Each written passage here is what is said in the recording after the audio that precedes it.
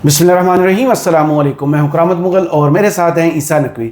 नकवी साहब, ख्वाजा आसिफ ने नया पंडोरा बॉक्स खोल लिया। खुद हुकूमत में हैं, अहम तरीन वजीर हैं और कह रहे हैं कि आधी से ज़्यादा ब्यूरोक्रेसी ने पुर्तगाल में प्रॉपर्टीज़ खरीद ली हैं, अरबों रुपए के खाबे लगा रहे हैं। सियासतदान इनका बचा कुचा खाते हैं। ये ख्वाजा आसिफ साहब पुर्तगाल का क्यों मेंशन कर रहे हैं? इसके पीछे की कहानी क्या है? देखिए, सबसे पहले तो मैं आगाज़ में कह दूं कि कारोबार करना कोई जुर्म नहीं है। कारोबार कोई कर रहा हो, रूल्स को फॉलो कर रहा हो, किसी जगह पर टैक्स में कोई बड़ी छूट या टैक्स चोरी ना कर रहा हो, कोई गैर कानूनी काम ना कर रहा हो, तो कारोबार किया जा सकता है।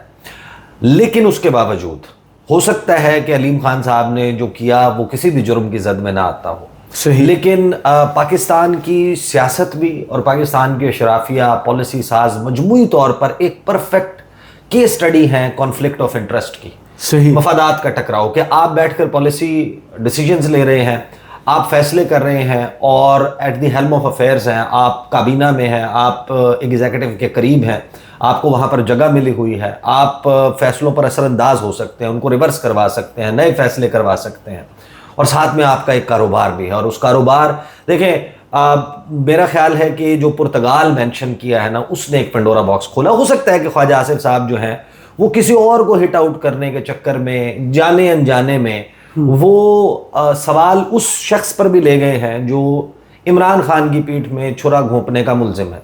सही। अलीम खान साहब के हवाले से पीटीआई के लोग कहते हैं कि इन्होंने इमरान खान की पीठ में छुरा घोंपा है। अलीम खान कहते हैं कि मेरी पीठ में इमरान खान ने छुरा घोंपा है, मैं उनके खर्चे उठाता था, मैं हमारे जहाज़ों पे सफ़र करते थे, उनकी गाड़ी जो है वो हम उनको प्रोवाइड करते थे, तो पेट्रोल हम डलवाते थे और बन्नी गाला का खर्चा हम देते थे। बहरहाल ये तो है वो सियासत वाले मामला। लेकिन वही अलीम खान जिन पर पीटीआई कहती है कि ये इमरान खान की पीठ में छुरा घोंपने का मुलजिम, उनको कटहरे में खड़ा कर दिया ख्वाजा आसिफ साहब ने। सवालों के बड़े बड़े सवालात हैं जिनके जवाब अगर हुकूमत इस पे डिग डाउन करती है और डीप डिग करती है तो कुछ ऐसी चीज़ें हैं जिनकी एक्सप्लेनेशन जो है वो कम से कम वजाहत ज़रूर चाहिए होगी। अलीम खान साहब के जो एलाइड प्रोजेक्ट्स हैं, उनके बहुत सारे कारोबार हैं। वो पार्क व्यू सिटी आपको पता है कि उनसे रिलेटेड है, फिर समर टेलीविज़न है और भी बहुत कुछ है। तो ये जो पुर्तगाल वाला मामला आया ना, मैं पहले ज़रा ख्वाजा आसिफ साहब का ट्वीट आपके सामने रख देता हूँ। फिर पुर्तगाल को हमने सर्च करने की कोशिश की कि भाई अगर हम जैसा बंदा को अगर पुर्तगाल की शहरियत हासिल करना चाहता हो तो क्या चाहिए होगा, और वो फिर पाकिस्तानियों के लिए कहाँ अपॉर्चुनिटी मौजूद है। तो हैरान कुन तौर पर अलीम खान साहब की जो हाउसिंग सोसाइटी है पार्क व्यू सिटी, वो आपको पुर्तगाल की शहरियत की एक गोल्डन अपॉर्चुनिटी फराहम कर रही है कि अगर आपने पुर्तगाल की शहरियत लेनी है, वो मैंने उस पोर्टल पे उनकी वेबसाइट पर जाकर उसकी पूरी डिटेल्स पढ़ी, वो मैं आपके सामने रख दूंगा। अगरचे मेरा ख्याल है कि उसमें तमाम कानूनी ज़ाब्ते पूरे होंगे, लेकिन उसमें वो कम से कम वो जो एंड है, जो ख्वाजा आसिफ साहब का इल्ज़ाम है कि ब्यूरोक्रेसी जो माल बना रही है, अरबों के खबे लगा रही है, उसने पुर्तगाल की शहरियत ली है। अब वो पुर्तगाल की शहरियत फराहम करने वाला अगर कोई एक इदारा मौजूद है या एक अपॉर्चुनिटी प्रोवाइडिंग प्लेटफॉर्म मौजूद है, उसके पास उनका रिकॉर्ड तो होगा ना जी। प्रॉपर्टी लेने वाले जो लोग हैं वो कौन कौन है, उनके नाम, उनके आईडी कार्ड नंबर, उनका सोर्स ऑफ इनकम वो क्या है। तो वो अलीम खान साहब जो है अब वो शायद जवाब उनको दें या देना पड़े, या हुकूमत इसको भी कारपेट के नीचे, कालीन के नीचे छुपा दे। देखिए, कालीन के पीछे छुपाने से ये मामला अब ऐसे ख़त्म नहीं होगा। जिस तरह वो बयान दिया था ना सरवर खान साहब ने कि पायलट्स की डिग्रियां जाली हैं और फिर उसके आफ्टर शॉक्स आपने देखे थे, यहाँ पर हुआ ये है कि ख्वाजा आसिफ साहब ने आधी से ज़्यादा ब्यूरोक्रेसी पर ये इल्ज़ाम लगाया और बड़े बड़े नामी ग्रामी ब्यूरोक्रेट्स की उन्होंने बात की है कि वो पुर्तगाल में प्रॉपर्टीज़ ले चुके हैं और वो फिर कैसे मिलती है। देखें, इसमें जो अलीम खान साहब हैं उनसे रिलेटेड मामलात में ज़ाहिर है कि ये सवाल मौजूद है कि आप जो हुकूमत है, मौजूदा हुकूमत, इस वक्त सबसे बड़ा क्राइसिस क्या है, सबसे बड़ा सवाल क्या है इस निज़ाम में? मईशत और आप सरमायाकारी लेकर आए। यानी जिस हुकूमत ने सबसे बड़ा चैलेंज फेस करना है मुल्क में सरमायाकारी लाने का, उस काबीना में बैठा हुआ एक वजीर और उनका प्रोजेक्ट मुल्क से बाहर सरमायाकारी ले जाने का प्लेटफॉर्म। बिल्कुल। तो ये एक मफादात का टकराव है। आप कैसे मुखलिस हो सकते हैं पाकिस्तान में सरमायाकारी लाने के लिए अगर आप पाकिस्तान से बाहर सरमायाकारी कर रहे हैं या उसके लिए आप प्लेटफॉर्म मुहैया कर रहे हैं। तो ये मेरा ख्याल है more of a clash of interest and clash conflict of interest का मामला है। ख्वाजा आसिफ साहब ने कहा वतन अजीज की आधी से ज्यादा ब्यूरोक्रेसी पुर्तगाल में प्रॉपर्टी ले चुकी है और शहरियत लेने की तैयारी कर रही है और ये नामी ग्रामी ब्यूरोक्रेट्स हैं मगर मच अरबों रुपए खाकर आराम से रिटायरमेंट की जिंदगी गुजार रहे हैं। बुजदार का एक करीबी तरीन ब्यूरोक्रेट 4 अरब बेटियों की शादी पर सिर्फ सलामी वसूल कर चुका है और आराम से रिटायरमेंट की जिंदगी गुजार रहा है। सियासतदान तो इनका बचा कुचा खाते और चवलें मारते हैं, न प्लॉट न गैर मुल्की शहरियत, क्योंकि इलेक्शन लड़ना होता है। पाक सरजमीन को ये ब्यूरोक्रेसी पलीत कर रही है, नापाक कर रही है, ये कहा। और फिर उन्होंने कहा कि जो पुर्तगाल की जो शहरियत है उसके लिए एक कलीदी किरदार, उन्होंने ये भी इल्ज़ाम लगाया कि वो कोई विर्क नामी, अब इसकी इन्वेस्टिगेशन ये ऐसे तो नहीं होगा ना कि ख्वाजा आसिफ साहब कहें कि मैं ट्वीट डिलीट कर रहा हूँ या वो पीका लगवा लें। उन्होंने कहा ब्यूरोक्रेसी और दूसरी अशराफिया की पुर्तगाल में पनागाहें मुहैया करने में सबसे बड़ा किरदार एक विर्क साहब कर रहे हैं, वो ये बात कहते हैं। उसके बाद आप देखें कि कामरान खान साहब जो हैं वो शब्बर जैदी के साथ एक इंटरव्यू रिकॉर्ड करते हैं और वो ये कहते हैं कि शब्बर जैदी ने बड़ा पर्दा उठा दिया है और वो ये इंकशाफ करते हैं कि 20,000 पाकिस्तानी साल 2020 से अब तक पुर्तगाल की शहरियत ले चुके हैं, नहीं शहरियत के लिए अप्लाई कर चुके, प्रॉपर्टीज ले चुके हैं, गोल्डन वीजा प्रोग्राम से फायदा उठा चुके हैं। वो 20,000 पाकिस्तानी जो हैं उसमें उन्होंने कहा, मैं आपको बता देता हूं, उन्होंने कहा कि यकीन करें साल 2020 और 2023 के दरमियान, ये उन्होंने सिर्फ उसका मेंशन किया, सॉरी 2023 से ऑनवर्ड, फिर आगे कहानी और होगी। आधा मिलियन यूरो की सरमायाकारी से हजारों पाकिस्तानियों ने यूरोपीय यूनियन की शहरियत खरीद ली। बेशक खरीदारों में शामिल थी ब्यूरोक्रेट्स और काले धन के मालिक हजारों दूसरे पाकिस्तानी शहरी। आज के ऑन माई रेडॉर व्लॉग में पाकिस्तान के मारूफ टैक्स माहिर और साबिक चेयरमैन FBI शब्बर जैदी हमारे साथ मौजूद हैं, जिन्होंने पुर्तगाल के गोल्डन वीजा स्कीम के वो तमाम राज खोले जिनके जरिए तकरीबन 20,000 पाकिस्तानियों ने 10 अरब डॉलर की सरमायाकारी करके पुर्तगाल की शहरियत हासिल की। इस स्कीम के रास्ते महफूज सरमायाकारी के बदले यूरोपीय पासपोर्ट मिल रहा था और ब्लैक मनी भी सफ़ेद हो रही थी। ये उन्होंने कहा स्कैंडल नहीं बल्कि पाकिस्तान के बिखरते एतमाद, गैर यकीनी मईशत और सरमायादार तबके की चालाकियों का आईना है।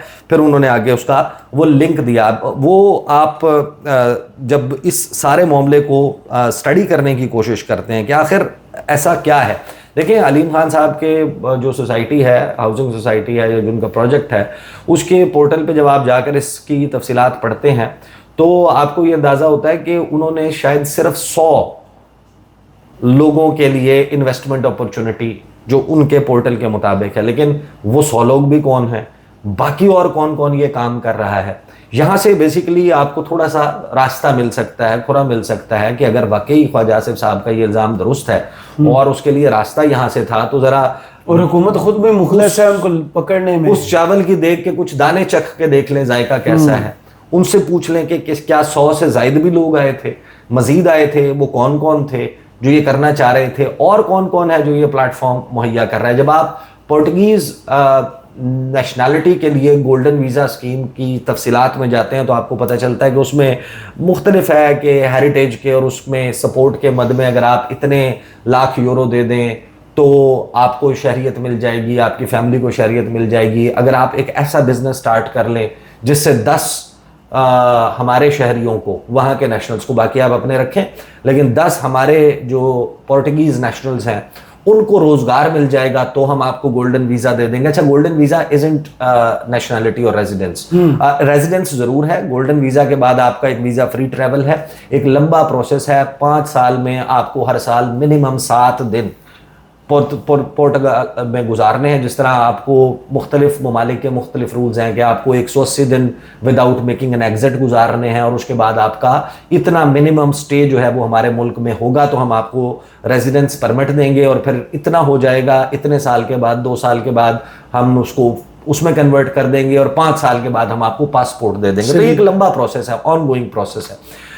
फिर उसमें यह भी है कि अगर आप किसी पोर्टुगीज बैंक में 15 लाख यूरो बैंक में डिपॉजिट करवा देते हैं तो भी आपको गोल्डन वीज़ा मिल जाता है। फिर इसी तरह अगर आप रियल स्टेट सेक्टर में, जो शायद अब ख़त्म हो गया है, ये पहले कुछ अर्सा पहले तक था, रियल स्टेट सेक्टर में आप इतनी सरमायाकारी कर देते हैं 2,50,000 यूरो से 5 लाख यूरोज के दरमियान, मुख्तलिफ फिगर जो है वो फ्लक्चुएट करते रहे। जब देखें उसमें मैंने जब इसको सर्च किया तो अचानक से ये पॉपअप हो गया, park view city, get a European passport with park view city.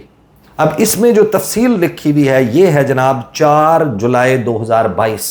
अब मैं why am I calling it conflict of interest वाला मामला, या जो बेसिकली आपका क्लैश है, इस वक्त मफादात का टकराव है। ये वो वक्त है जब पाकिस्तान में डॉलर शॉर्ट होना शुरू होता है और ब्लैक मार्केट क्रिएट होती है। पाकिस्तान की मईशत जो है वो गड्ढे में गिरती हुई नजर आती है, स्काई रॉकेट कर रहा है।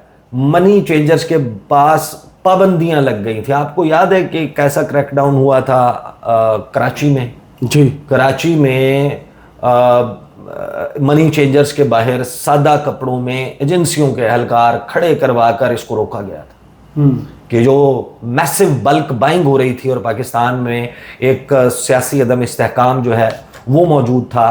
फिर पेशावर से डॉलर स्मगल होने की बात हो रही थी, सोने की और डॉलर की और गैर मुल्की करेंसी की मैसिव बाइंग से एक ब्लैक मार्केट मुकम्मल तौर पे क्रिएट हो चुकी थी। और उस वक्त के पता चलता है कि 4 जुलाई 2022 को पार्क व्यू सिटी जो है वो ये अपॉर्चुनिटी फराहम करती है कि 2,80,000 यूरो लेके आए। और वो पैसा उस वक्त कहाँ से, कोई बंदा, अगर आपको ये अपॉर्चुनिटी मिले, आपके पास पाकिस्तानी रुपए मौजूद हो, आप कहें यार कि यहाँ तो जनाब हालात ऐसे हो गए हैं, सरमाया डूब जाएगा, फलां हो जाएगा, आपको एक सिक्योर मौका मिल रहा है, आप जाएंगे, आप जाकर 2,80,000 डॉलर लेने की कोशिश करेंगे। ये तो वो वक्त था जब एलसी खुलने पे पाबंदी लग गई थी, जब दवाइयों के लिए सॉल्ट्स जो है, लाइफ सेविंग ड्रग्स के लिए वो इंपोर्ट नहीं हो रहे थे, जिस वक्त पाकिस्तान के टेक्सटाइल सेक्टर के लिए जो रिक्वायर्ड चीज़ें हैं, रॉ मटेरियल है, वो इंपोर्ट नहीं हो रहा था। आपकी किस किस्म की पॉलिसी आ चुकी थी, एंड उस वक्त ये अपॉर्चुनिटी फराहम की गई कि भाई पैसे लाओ, हम आपकी इन्वेस्टमेंट करवाते हैं और आपका जनाब शहरियत। ये देखें वो जो लिखा हुआ है कि it is time to prepare your selves for the most mind blowing announcement coming your way. Once again I am saying, कारोबार है, कारोबार करना जुर्म नहीं है। असल बात यह है कि आप जब ये कर रहे होते हैं कि सरमाया आप बाहर ले जाने के लिए, या पाकिस्तानियों का सरमाया पाकिस्तानियों को पाकिस्तान से बाहर मुंतकिल करने वाला मामला कर रहे होते हैं, यहाँ का जो कैश है या यहाँ पर जो डॉलर है, जो ज़र मुबादला है, जिसके ज़खायर की हमें इतनी कमी है, आप उसके लिए मौका फराहम कर देते हैं कि भाई बंदे ने जिसने रुपए में कमाया है, अब वो डॉलर ढूंढने के लिए मार्केट में निकल गया है, वो यूरो ढूंढने के लिए निकल गया है, उसे बैरूनी जो ज़र मुबादला है वो ख़रीदने के लिए जो एक आर्टिफिशियल रेस लगी और आर्टिफिशियली डॉलर ऊपर गया, और फिर आप ये सब कुछ आप उसमें शामिल हों या शरीक हों, और फिर उसके बाद आप ही मसीहा बनकर आ जाएं, आप ही कहेंगे जनाब आई एम द वन, काबीना, बिल्कुल, और वो आप चूज भी हो जाए, गारंटी, और इतनी कम सीटों के साथ आपको इतनी ज़बरदस्त वजारतें और ये सब कुछ भी मिल जाए। वो जनाब कहता है कि माइंड ब्लोइंग अनाउंसमेंट है जो आपकी तरफ आ रही है। You have read it right, आपने बिल्कुल ठीक पढ़ा।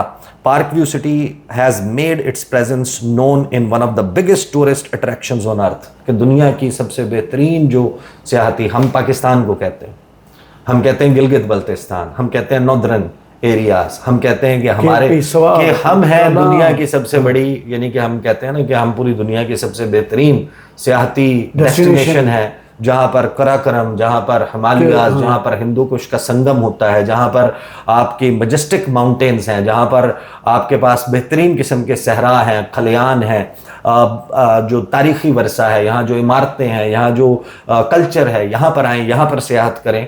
आपने कहा कि जनाब जो दुनिया की सबसे बेहतरीन टूरिस्ट अट्रैक्शन है पूरी दुनिया में, वहाँ पर हम कुछ ले आए हैं। जो साउथ वेस्टर्न कोस्ट है यूरोप की, उस पर मौजूद पुर्तगाल जो है वो जाना माना जाता है as one of the most mesmerising countries in the world. फिर आगे वो कहते हैं कि हमने हमेशा बेहतरीन अपॉर्चुनिटीज़ फराहम की हैं अपने सरमायाकारों को, और capitalising on this option as if they have hit a gold mine, कि ये तो सोने की कान है, ये कोई आम अपॉर्चुनिटी नहीं है। पुर्तगाल जो है वो एक बेहतरीन मुल्क है, उसका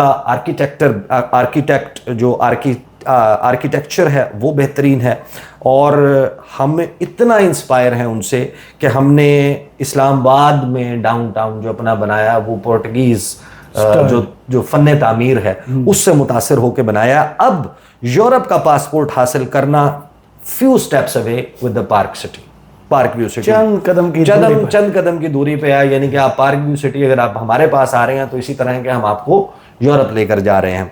बैकग्राउंड वो बताते हैं कि सबसे पहले तो हम इसकी बैक स्टोरी पढ़ते हैं। एक जो ग्रैंड प्रोजेक्ट है इवोरा के हवाले से वो बताते हैं कि इवोरा जो है वो कैपिटल सिटी है south central Alentejo region of Portugal and is considered as the third best city for investment in real estate. तीसरी बेहतरीन शहर है। पार्क व्यू सिटी के पास बहुत सारी इमारतें हैं इस शहर में और बेहतरीन मकाम पर वो लोकेटेड हैं, मौजूद हैं। 2 से 3 मिनट की वॉक है Praca do Giraldo city centre के से। Evora's largest square and a popular tourist attraction. अब उन्होंने कहा कि हम इनको रेनोवेट कर रहे हैं, ट्रांसफॉर्म कर रहे हैं इन बिल्डिंग्स को 3 स्टार बुटीक होटल्स में, और ये तमाम का तमाम जो काम है वो हाईएस्ट ग्लोबल स्टैंडर्ड्स के मुताबिक किया जाएगा। A gateway to rich Portuguese living. अब ये रास्ता उन्होंने बताया कि है कि आपने क्या करना है। उन्होंने कहा कि हम ये होटल्स बना रहे हैं, हम उनको कन्वर्ट कर रहे हैं, और यहाँ पर उन्होंने कहा कि हमारे पास 100 rooms, our super hotels have more than 100 rooms for sale. अब मोर देन 100 का मतलब क्या है? यहाँ पर तो बहुत ज़्यादा की बात हो रही है। कुछ लोगों ने डायरेक्ट किया होगा, लेकिन हंड्रेड्स ऑफ रूम्स या मोर देन 100 रूम्स, अब वो क्योंकि नंबर स्पेसिफाई नहीं है, बट क्या इनमें कोई ब्यूरोक्रेट है, क्या इनमें कोई ऐसा बंदा है? ये सवाल तो जाहिर है कि अब इसका जवाब तो वही दे सकते हैं। वो उन्होंने कहा कि है। और सिटीजनशिप पोर्टल उन्होंने कहा कि आपको वही फिर शराइत बताई कि 3-4 महीने में आपका प्रोसेस शुरू हो जाएगा। 18 साल से उम्र ज़्यादा होनी चाहिए, आपका क्लीन क्रिमिनल रिकॉर्ड होना चाहिए, और आप यहाँ पर जब इन्वेस्ट करेंगे तो 7 दिन आपने सिर्फ गुजारने हैं पुर्तगाल में, और आपका 26 यूरोपीय ममालिक जो हैं शेंजन वीज़ा तमाम एरिया में आपका ट्रैवल जो है वो फ्री हो जाएगा। और फिर visa free travel stretches to UK, USA, Canada, Australia, New Zealand, Japan, और हम आपको बिगर पिक्चर दिखा रहे हैं। तो ये उन्होंने जनाब पूरा इन्वेस्टमेंट अपॉर्चुनिटी दी। अब जाहिर है कि मैं I am not saying at all कि जाहिर है कि इसमें तो अभी देखें तो फिर पता चले। ये कारोबार है, कारोबार करने वाला अगर कोई वजीर है और काबीना में बैठा हुआ है और क्लैश है, कन्फ्लिक्ट ऑफ इंटरेस्ट है, तो सवाल तो बहरहाल मौजूद है। अब ख्वाजा आसिफ साहब कल को किसी अपने मसले के हल होने की वजह से ये ट्वीट्स वापस ले लें, ये इल्ज़ामात वापस ले लें, बहरहाल उन्होंने ये नहीं कहा कि बाहर बैरून मुल्क मुंतकिल कर रहे हैं, हमारे सामने है। इसी वक्त के दौरान हमें पता चलता है कि वो 8000 कंपनियां जो हैं वो रजिस्टर हुई दुबई में, यूएई में। यूएई में जो है वो पाकिस्तानियों का पैसा जा रहा है। मलिक रियाज साहब वहाँ पर जो है वो हाउसिंग सोसाइटी और वो अपना वो प्रोजेक्ट कर रहे हैं। उनका चीफ फाइनेंस ऑफिसर कौन है, ये भी एक बड़ा सवाल है, और क्या उनके भी कोई बिजनेस स्टेक्स हैं, ये भी ज़ाहिर है कि सवाल है। तो इसमें फिर वहाँ पर पैसा मुंतकिल कैसे होता है, किस चैनल से होता है, उसको प्रोवाइड करने वाले या उसके लिए साजगार माहौल फराहम करने वाली भी अगर हुकूमत है। फिर बहुत सारी बातें मेरे शो में आपको पता है कि फवाद चौधरी साहब ने एक दफ़ा जो है वो ये इंकशाफ किया, बल्कि उन्होंने दावा किया। उन्होंने आसियान रीजन के एक मुल्क का तस्करा किया, फिर उन्होंने सेंट्रल एशिया का, वस्ती एशिया का कहा कि वहाँ पर पैसा मुंतकिल हो रहा है। फिर अब ये यूरोप की बात आ गई, और यहाँ पर सिटिंग डिफेंस मिनिस्टर कह रहे हैं, ये कोई और तो नहीं कह रहा ना जी, ये तो सिटिंग डिफेंस मिनिस्टर कह रहे हैं कि वहां पर जनाब आधी से ज्यादा ब्यूरोक्रेसी। और फिर कोइंसाइड करता है, कामरान खान साहब कहते हैं कि 20,000 पाकिस्तानियों ने नेशनलिटी ली।